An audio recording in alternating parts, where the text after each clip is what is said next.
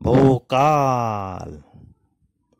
और इतना बोलते ही आलोक बन गया भोकाल। आपका प्रिय पात्र भोकाल कौन है ये? क्या है इसकी पिछली जिंदगी? कैसे बन जाता है ये आलोक से भोकाल? और आपके इन सब सवालों का जवाब है इस कॉमिक में, इसके है तंगे चित्रकथा के रूप में। तो दोस्तों ध्यान से पढ़िएगा, आपको सब चीज पता लगेगी भोकाल कैसे बन जाता है। परिलोक प्रसिद्ध है कि स्वर्ग समान होता है, किंतु आज वहां नर्क से भी भयंकर नजारा दिखाई पड़ रहा था। आहा बच्चों भागो, राक्षस आ गए। राक्षस आज बोझ और भरकम ने अपनी सेना सहित परिलोक पर धावा बोल दिया था। हा हा हा, परिलोक की कोई परी नहीं बचनी चाहिए, सभी परियों को अपने साथ ले चलो।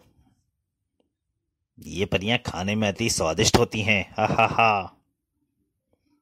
परिलोक का राजा खजानदेव, परिलोक में किसी ने आज तक हथियार नहीं उठाए, इसीलिए तुमने इतनी तबाही मचा दी। किंतु शैतानों, अगर महागुरु बकाल को इस तबाही का खबर मिल गई तो तुम सबकी खैर नहीं। ठठाकर हंस पड़े शैतान राक्षस और आहा बहुत बोल चुका, अब इसकी बोलती बंद कर दी जाए। और आई नन्हे युवराज का हृदय चित्कार कर उठा।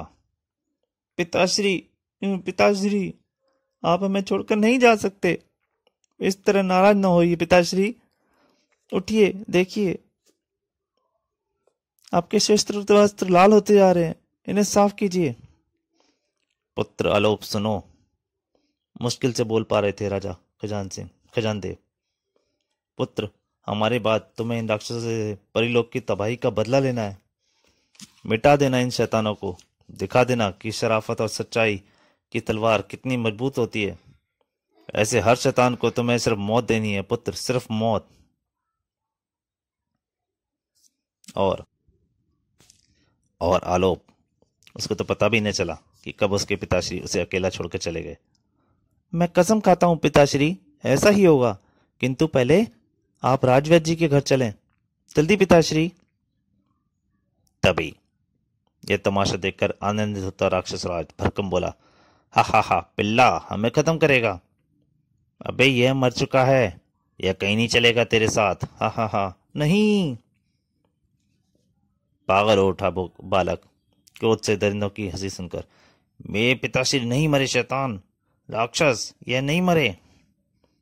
किंतु था तो बच्चा ही, हा हा हा। बाप के दुश्मन ने बच्चे को बरगला दिया।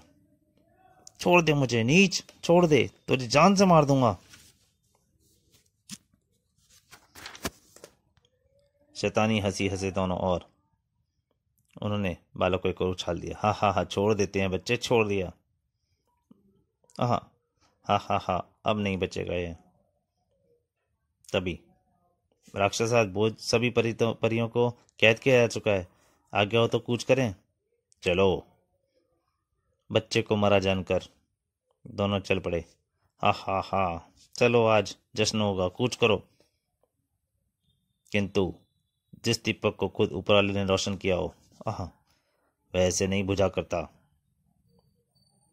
फिर परिलोक का कोना कोना उसके करुण रुदन से रो पड़ा। पिताश्री, पिताश्री। उसके नन्हे दिल में बदले की चिंगारी सुलग उठी। बदला। माँ। अनाथ बच्चा खूब भटका। माँ माँ, माताश्री। किंतु ऐसा लगता था जैसे परिलोक में कोई नहीं बचा जो उसकी पुकार सुनता। माताश्री, क्या आप भी हमें छोड़कर चली गई? माताश्री, कहाँ हो तुम? कहाँ हो तुम माताश्री?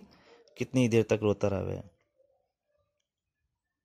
किसी की बहुत हल्की आवाज ने उसके सिसकियों का गम तोड़ा। आलोप, पुत्र अंदर आओ। पुत्र आलोप, अंदर आओ। कौन है ये? कौन पुकार रहा है मुझे? अंदर उसे एक और हाहाकारी दुख देखने को मिला। उफ, महाकुल बुकाल इस अवस्था में? पुत्र, मेरे करीब आओ। वह आगे बढ़ा। ये क्या हुआ महाराज? महागुरु, वे राक्षस मेरे पिताश्री, माताश्री सबको मार गए। हाँ पुत्र, वे मुझे भी लंगड़ा करके मरने के लिए छोड़ गए। मैं उस समय समाधि में था। अब उन्होंने मुझ पर धोखे से वार किया। मैं स्थिति में आ गया कि मैं चाहकर भी परिलोक को न बचा सका। लाल लाल आंखें क्रोधाग्नि से बरस पड़ी। बदला, मुझे बदला लेना है महागुरु। उनसे अपने माता पिताश्री की हत्या का बदला लेना है। हाँ पुत्र, बदला भी लेना है और अपनी माँ को भी खोजना है तुम्हें। तो क्या माताश्री को वे जल्लाद उठाकर ले गए? हाँ पुत्र, सैकड़ों परियों के साथ वे तुम्हारी माँ परी रानी ओसिका को भी पृथ्वीलोक ले गए। पृथ्वीलोक? मुझे बताइए महागुरु, कहाँ है ये लोग? मैं वहां ऐसी तबाही मचा दूंगा कि उन दरिंदों ने परिलोक में मचाई है। पृथ्वीलोक बहुत बड़ा है पुत्र, और वहां का हर प्राणी इन राक्षसों जैसा नहीं है। वहां जाकर तुम्हें इन्हें खोजना पड़ेगा। मैं खोजूंगा महागुरु, आप बताएं वहां पहुंचा कैसे जाएगा? यह पत्थर हटाओ पुत्र। अभी लीजिए महागुरु। आलोक उस पत्थर पर झुका और बहुत भारी है। उसने पूरा दम लगा दिया। इतना वजनी पत्थर तो कोई बहुत बड़ा ताकतवर ही उठा सकता था, किंतु बच्चे में जबरदस्त इच्छा शक्ति थी। पुत्र, और प्रयत्न करो, तुम्हें बदला लेना है, बदला। मैं इसे उठाकर रहूंगा। किंतु वह उसे हिला भी नहीं सका। महागुरु भोकाल के होठों पर थिरक उठी मुस्कान, एक घायल मुस्कान। पुत्र, मेरा नाम पुकारो। आलोक के होठ फटके। भोकाल! अद्भुत परिवर्तन हुआ उसके स्वरूप में, और वह आलोक से भोकाल बन गया। अंदर नजर आई दुधारू तलवार और ढाल।